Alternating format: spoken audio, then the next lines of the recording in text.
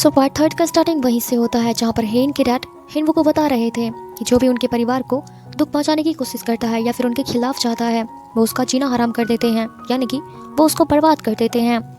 ये बात सुनने के बाद हिनवू तो काफ़ी ज़्यादा डर जाता है और वो अपने आप को इमेजिन करने लगता है कि उसका अंजाम क्या होगा, क्योंकि वो तो उनकी बेटी को डिवोर्स देने वाला था, यानी कि उसको सबसे बड़ा दुख देने वाला था। जिसके बाद डरने के बाद तो उसकी हालत ही ख़राब हो जाती है। अगले दिन वो डॉक्टर के पास जाता है और अपना चेकअप करवाता है। वो अपने डॉक्टर को बताता है कि मानो मेरी भूख तो गायब ही हो गई है और जब भी मेरे आसपास बहुत सारे लोग होते हैं मुझे सफोकेशन सा फील होता है। फिर डॉक्टर उसकी रिपोर्ट चेक करते हैं और बताते हैं कि तुम्हारा स्ट्रेस लेवल काफ़ी ज़्यादा हाई हो चुका है।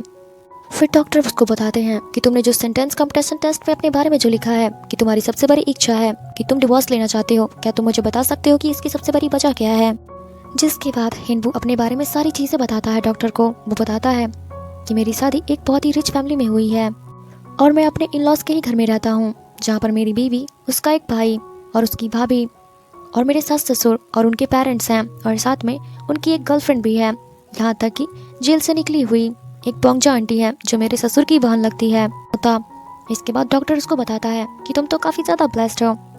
फिर हिनवू कहता है हाँ, मैं वाकई में काफ़ी ज़्यादा ब्लेस्ड हूँ, क्योंकि हमारी पूरी फैमिली रात को खाने के समय एक साथ इकट्ठा होते हैं और 9 बजे तक खाना खा लेते हैं। उसके बाद पूरे दिन की बातें करते हैं, यहाँ तक कि हर एक फेस्टिवल, चाहे वो बर्थडे हो, क्रिसमस हो, एनिवर्सरी हो या फिर डेथ एनिवर्सरी हो, कोई फ़र्क नहीं पड़ता, हम सब एक साथ ही मिलकर मनाते हैं। हमें हर साल में 15 मेमोरियल में शामिल होना ही पड़ता है, जहाँ पर मेरे जैसे हर एक दामाद आते हैं और उसको मैनेज करते हैं, यहाँ तक कि उन सब के लिए खाना भी बनाते हैं। सुबह से लेकर के रात तक पूरा दिन काम ही करते रहते हैं। पता नहीं ये कैसी फैमिली है। कुल मिलाकर बात यह है कि मेरा कोई खुद का पर्सनल टाइम ही नहीं है, मैं उनके लिए ही हर वक्त बिजी रहता हूँ और मेरा हर दिन का यही रूटीन है। फिर डॉक्टर हिनवू से उसके जॉब के बारे में बात करते हैं, तो फिर हिनवू बताता है कि मेरे पास अच्छी जॉब तो है, जहाँ पर मेरी बॉस कोई और नहीं, मेरी वाइफ है और मेरी वाइफ के बॉस है उनके डैड और उनके भी बॉस हैं मेरे ग्रैंडफादर इन लॉ। मेरा तो पूरा हाथ पैर काम करना बंद कर देता है जब मुझे उन तीनों में से किसी का भी कॉल आता है। मैं तो सोचते सोचते पागल हो जाता हूँ कि पता नहीं अब ये मुझे कौन सा काम दे रहे हैं। फिर डॉक्टर बताता है बस इतना ज़्यादा स्ट्रेस लेवल हो चुका है, तुम्हें थोड़ा स्ट्रेस वाले माहौल से दूर क्यों नहीं चले जाते। फिर डॉक्टर उसको बताते हैं कि तुम ये भी तो कर सकते हो कि अपने इन लॉज के घर से दूर रह सकते हो अपनी वाइफ के साथ। जिस पर हिनवू बताता है कि मैं जितना अपने इन लॉज से नफरत करता हूँ उससे कई ज़्यादा गुना अपनी वाइफ से करता हूँ।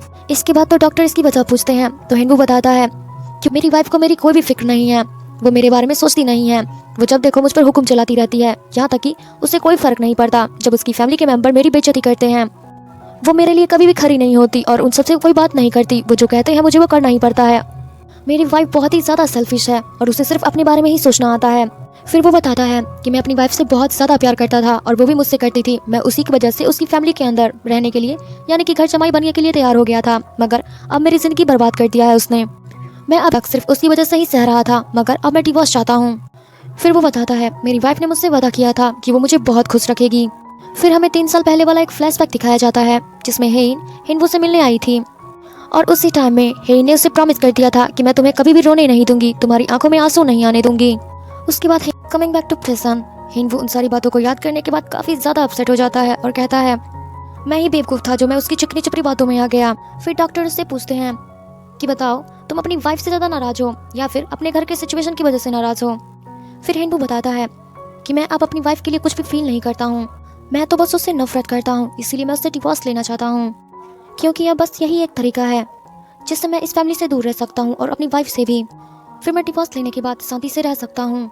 फिर डॉक्टर उससे पूछते हैं तो फिर तुमने अभी तक डिवोर्स क्यों नहीं लिया। फिर हिनवू बताता है क्योंकि मुझे बहुत ज़्यादा अपने फादर इन लॉ से डर लगता है, क्योंकि फादर इन लॉ और उनके डैड काफ़ी ज़्यादा पावरफुल हैं, वो मेरा क्या हर्ष करेंगे मुझे नहीं पता, मुझे उनसे बहुत ज़्यादा डर लगता है।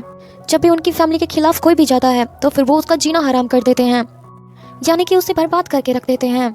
जिसको सुनने के बाद डॉक्टर को भी उसके लिए काफ़ी ज़्यादा बुरा फील होता है। वो तो उसकी बात सुनकर काफ़ी ज़्यादा हैरान हो जाते हैं। डॉक्टर को उसकी बात सुनकर तो काफ़ी ज़्यादा उस पर दया आता है और उन्हें भी उसके लिए बहुत ज़्यादा बुरा फील होता है। फिर वो उसको कुछ मेडिसिन दे देते हैं और उसको हक करके बोलते हैं कि तुम फिक्र मत करना। बस बाद वो दोनों थोड़ी बातें करते हैं, फिर हिनवू उनको बाय बोलकर चला जाता है वहाँ से। इसके बाद हमें एक लेडी को दिखाया जाता है और इसका नाम बटलर होता है, जो कि बड़े घर के बच्चों का मैच मेकिंग और डेटिंग फिक्स करती हैं। और आज बटलर क्वींस डिपार्टमेंट के एक स्टोर में आई होती है, जहाँ पर वो हेन को देखती है और उसके साथ कुछ ज़्यादा ही फ्रेंडली होने की कोशिश करती है। पर हेन को तो उससे कोई फर्क नहीं पड़ता है। वो तो उसको उल्टा वार्निंग देती है और कहती है अगली बार थोड़ा बच के रहना। जिसको सुनने के बाद ग्रेस को तो बहुत ज्यादा गुस्सा आता है, यानी कि बटलर को बहुत ज्यादा गुस्सा आता है।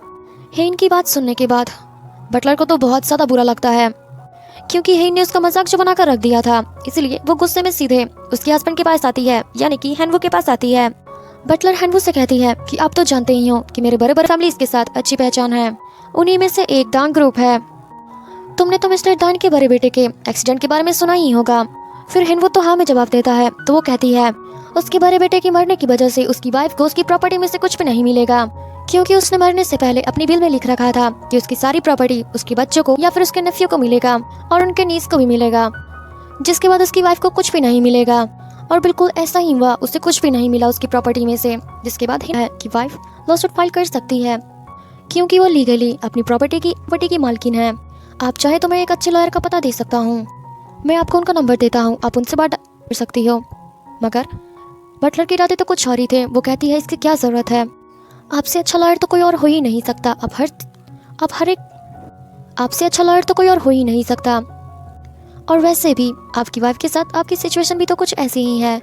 जिसके बाद हिनबो तो कहता है कि आपका क्या मतलब है। जिसके बाद बटलर बताती है, यानी कि ग्रेस बताती है, आपको नहीं पता कि आपकी वाइफ ने शादी से पहले अपने बिल में लिख रखा है कि अगर आपकी वाइफ को यानी कि हेन को कुछ हो जाता है तो उसकी सारी प्रॉपर्टी और जो भी स्टॉक्स होंगे या फिर जितना भी इनकम वाला जरिया होगा वो सारा चीज़ आप। फिर ग्रेस उसको बताती है कि आपको नहीं पता है कि आपकी वाइफ ने शादी से पहले ही अपनी पूरी प्रॉपर्टी का बिल बनवा रखा था कि अगर उसको कुछ हो जाता है तो उसके सारे प्रॉपर्टी, शेयर्स और स्टॉक जो भी होगा उसकी फैमिली को मिल जाएगा और आपको कुछ भी नहीं मिलेगा।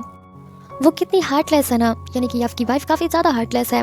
कहीं आपको ये तो नहीं लगा था कि आपकी शादी वाकई में वेरी ऑफ द सेंचुरी है, कहीं आपको ऐसा तो वाकई में भी नहीं है, वो सब एक दिखावा था, वो भी मीडिया की वजह से। आपकी वाइफ को कोई लविंग हस्बैंड नहीं चाहिए था, बल्कि उसके सारों पर नाचने वाला एक हस्बैंड चाहिए था, यानी कह सकते हैं कि उसको एक नौकर चाहिए था। जिसको सुनने के बाद हिनवू को तो काफ़ी ज़्यादा गुस्सा आता है और वो बटलर से कहता है कि आप चुप हो जाएं और यहाँ से निकल जाइए, आपके लिए यही बेहतर होगा। बटलर के जाने के बाद यानी रीस के जाने के बाद हिनवू तो काफ़ी ज़्यादा बुरा लगता है। फिर इधर हमें घिन जाता है जिसको उसके डॉक्टर का कॉल आया था और उसके डॉक्टर हेन को तुरंत हॉस्पिटल आने के लिए बोलते हैं। जिसके बाद हेन बोलती है कि मैं एक ज़रूरी काम में जा रही हूँ, तो फिर आप मुझे मेल करके बता दीजिए। फिर डॉक्टर उसको वजह बताते हैं, जिसको सुनने के बाद हेन काफ़ी ज़्यादा हैरान हो जाती है। फिर इसके बाद हमें हिनवू को देखते हैं जो अपना काम खत्म करने के बाद बाहर जा रहा था। वो तभी वहाँ पर हेन भी आ जाती है और उसको कहीं पर जाने के लिए कहती है, मगर हिनवू तो उसकी बात सुने भी नहीं, उसको बोल देता है कि मैं नहीं जाऊँगा क्योंकि मुझे बहुत सारे काम हैं। तो फिर हेन कहती है मैंने तुम्हारा शेड्यूल चेक किया है, तुम झूठ मत बोलो, चुपचाप मेरे साथ चलो, बहुत ज़रूरी काम है इसलिए तुम्हें लेकर जा रही हूँ, वरना तुम्हें लेकर नहीं जाती। जिसके बाद हिनवू को तो बहुत तेज गुस्सा आता है और वो चिल्लाकर बोलता है मैंने कह दिया ना मैं नहीं जाऊँगा तो नहीं जाऊँगा। ये बोलने के बाद वो अपनी कार लेकर कहीं निकल जाता है। वो कहीं और नहीं जा रहा था बल्कि अपने होम टाउन जाता है, जहाँ पर हमें उसकी मॉम डैड को दिखाया जाता है। और उसकी मॉम डैड एक किसान थे। जब हिनवू उनके सामने आता है जब हिनवू उनके अपनी डॉटर इन लॉ को ढूंढ रहे होते हैं, मगर वो तो उसके साथ। फिर उसके मॉम डैड पूछते हैं कि डॉटर इन लॉ क्यों नहीं आई, तो फिर वो बताता है कि उसको बहुत काम है जिसकी वजह से वो आ नहीं पाई। फिर हिनवू अपने घर जाता है जहाँ पर उसकी मॉम उसके लिए ढेर सारा खाना बनाती है। हिनवू ने बहुत टाइम के बाद अपनी मॉम के हाथ से खाना खाया था और अपने घर में आता है, जिसकी वजह से इसको काफ़ी ज़्यादा सुकून मिलता है। हिनवू सुनकर उसके बड़े भाई और उसकी बड़ी बहन वहाँ पर आ जाते हैं। हिनवू की बड़ी सिस्टर उससे तो काफ़ी ज़्यादा गुस्सा थी क्योंकि वो अपनी डैड के 60th बर्थडे पे आया नहीं था। घर में सब लोग एक साथ बैठे हुए थे। जिसके बाद हिनवू अनाउंस करता है कि मैं अब अपनी वाइफ को डिवोर्स देने वाला हूँ। जो सुनने के बाद सब लोग पहले तो बहुत ही ज़्यादा हैरान होते हैं कि उसे ऐसे डिवोर्स नहीं देना चाहिए, अगर कोई प्रॉब्लम है तो उन्हें पहले सॉर्ट आउट कर लेना चाहिए। जिसके बाद हिनवू बोलता है मॉम डैड मैं इस शादी से बिल्कुल भी खुश नहीं हूँ। फिर उसके डैड कहते हैं कि इतनी छोटी सी बात के लिए तुम उसे डिवोर्स देना चाहते हो, तुम्हारा दिमाग तो ठीक है ना। हमें अपनी लाइफ पार्टनर के साथ थोड़ा एडजस्ट करके चलना ही पड़ता है। हमें ऐसे फैसले जल्दबाजी में नहीं लेना चाहिए बल्कि सोच समझ कर चलना चाहिए। उसकी पूरी फैमिली उसको काफ़ी ज़्यादा समझाते हैं, मगर हिनवू तो अपनी बात पर अटा हुआ था, उससे डिवोर्स ही लेना चाहता था। फिर हिनवू अपनी फैमिली को बताता है कि मैंने बहुत सोचा इसके बारे में और मैं फाइनली यही चाहता हूँ कि मैं उससे अलग हो जाऊँ, यानी कि हम दोनों का डिवोर्स हो जाए। फिर वो अपनी पूरी फैमिली को सॉरी बोलकर वहाँ से जाने लगता है। अपनी कार में बैठता है तभी उसकी सिस्टर आती है और उससे बात करने के लिए बाहर बुलाती है। फिर वो दोनों बातें करते हैं। उसकी दीदी उसको बोलती है क्या तू कितना ज़्यादा सेल्फिश है, तुझे पता है कि मैंने तेरी वजह से कितनी सारी कुर्बानियाँ दी हैं। फिर हिनवू बोलता है कौन सी कुर्बानी दिया है तुमने। वैसे मैंने आप सभी को इसका नाम नहीं बताया, इसका नाम है मी सॉन। फिर उसकी सिस्टर बताती है, क्या तुझे याद नहीं, जब तुझे पढ़ने के लिए सियोल जाना था तो मॉम डैड ने तेरी यूनिवर्सिटी की फीस के लिए हमारी पूरी गाय बेच दी थी और मैं भी अपनी यूनिवर्सिटी नहीं जा पाई थी। फिर हेन वो तो उसको सीधा जवाब देते हुए बोलता है कि दीदी, आप अपनी अटेंडेंस सीट की वजह से यूनिवर्सिटी नहीं जा पाई थी, ना कि कुर्बानी दिया था आपने। फिर उसकी दीदी कहती है, तुझे तो पता भी नहीं मैंने तेरे लिए कितना कुछ किया है। फिर उसके थोड़ी देर के बाद उसका भैया आता है और वो भी उसको वही समझाता है, कहता है कि मॉम डैड ने, फिर कहता है, और ये इज्जत ऐसे ही नहीं आया था, तूने सियोल पूरे गांव वाले और हमारी पूरी फैमिली कितनी ज्यादा खुश थी इस चीज से। फिर उसका भाई समझाता है कि देखो, तुम्हारी बहन, मेरा और मॉम डैड के साथ और यहाँ तक कि हमारी गांव में जो इज्जत है वो सारी चीजें मिटी हुई, इसीलिए प्लीज डिवोर्स देने से पहले हम सबके बारे में जरूर सोचना, क्योंकि डिवोर्स के बाद हम क्यों करके रख देंगे। और वैसे भी डिवोर्स के बाद बहुत सारी गॉसिप होती है। तुम्हें पता है, मेरा एक दोस्त था जिसका भी डिवोर्स हो चुका था, उसकी डिवोर्स को आज 5 साल हो चुके हैं, मगर आज भी लोग उसके बारे में बात करते रहते हैं और फालतू फालतू बातें करते रहते हैं। यहाँ तक कि जब भी उसकी फैमिली के कोई लोग बाहर आते हैं तो लोग उसका जीना हराम कर देते हैं और ना जाने कैसी कैसी बातें उनको बोलते रहते हैं, जिससे उनकी काफी ज्यादा बदनामी होती है। फिर इन सारी चीजों के होने के बाद फिर से सोचने के लिए बोलते हैं और उसके बाद हिनवू चला जाता है वहां से। फिर हिनवू अपने इन-लॉज के घर पर आ जाता है। वो घर में आने से पहले देखता है और फिर अपने रूम में जाता है और डिवोर्स पेपर लेकर के फिर हेन के रूम में चला जाता है। वो जब हेन के रूम में जाता है तो उसको बोलता है कि मुझे तुमसे कुछ बात करनी है, जिसके बाद हेन भी बोलती है कि मुझे भी तुमसे कुछ बात करनी थी, मुझे तुम्हें कुछ बताना है, इसीलिए सबसे पहले मैं बताऊंगी। जिसके बाद हेन वो बोलता है, ठीक है, तुम जो चाहो बता सकती हो। हेन बताती है कि मैं कुछ टाइम के बाद मरने वाली हूँ, जिसको सुनने के बाद हेन वो तो काफी ज्यादा शॉक हो जाता है। जिसके बाद हेन वो तो शॉकिंगली पूछता है कि क्या मतलब है तुम्हारा सिर्फ 3 महीने। फिर हेन उसको बताती है, कहती है, मैंने तुम्हें सुबह में कहा था ना कि मेरे साथ कहीं पर चलो, मगर तुम मेरे साथ नहीं आए थे। मुझे डॉक्टर ने बुलाया था चेकअप की रिपोर्ट बताने के लिए। फिर मैं अकेले ही हॉस्पिटल चली गई। वहाँ पर जाने के बाद डॉक्टर ने मुझे बताया कि मैं अब मरने वाली हूँ, मेरे पास अब सिर्फ 3 महीने हैं। फिर हेनबू बोलता है, ये क्या कह रही हो तुम? तो फिर हेन कहती है, क्या तुम्हें सुनाई नहीं देता? मैंने कहा मेरे पास सिर्फ 3 महीने हैं।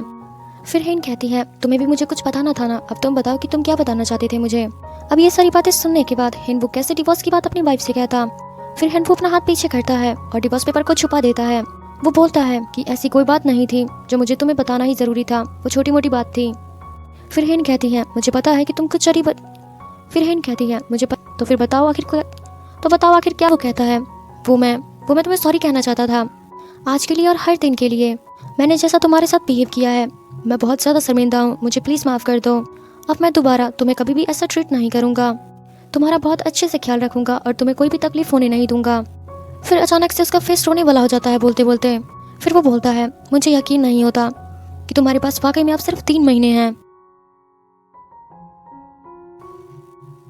कि ऐसा कैसे हो सकता है कि तुम्हारे पास अब सिर्फ 3 महीने हैं, मैं तुम्हारे बिना कैसे जीऊंगा। जिसकी बातें सुनने के बाद हेन कहती है, क्या तुम सच में सीरियसली बोल रहे हो? हेन तो उसकी बातों से काफ़ी ज़्यादा शौक होती है। फिर उसके बाद हेन वो भी उसको गले लगा लेता है ताकि उसको कंफर्ट कर सके। फिर हमें 3 साल पुराने वाला फ्लैशबैक दिखाया जाता है जब उन दोनों की शादी थी। और जब इन दोनों की शादी कंप्लीट हो जाती है तो उन्हें अपने फ्यूचर के लिए एक वीडियो रिकॉर्ड करना होता है।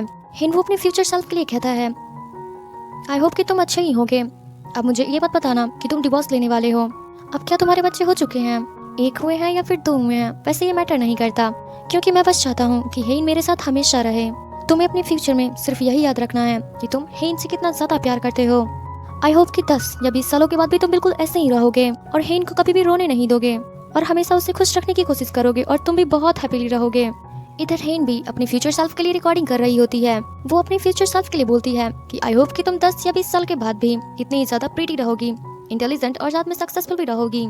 इसी सारी चीज़ों के साथ हमारा आज का 3rd पार्ट खत्म होता है। आई होप कि आपको वीडियो काफ़ी ज़्यादा अच्छा लगा होगा। अगर लगा है तो प्लीज़ एक लाइक कर दो और हो सके तो कमेंट में हाँ ही हूँ हाँ कुछ भी कर सकते हो यार, प्लीज़ एक कमेंट करो प्लीज़। तो thank you so much for watching, मिलते हैं अगली वीडियो में, बाय बाय।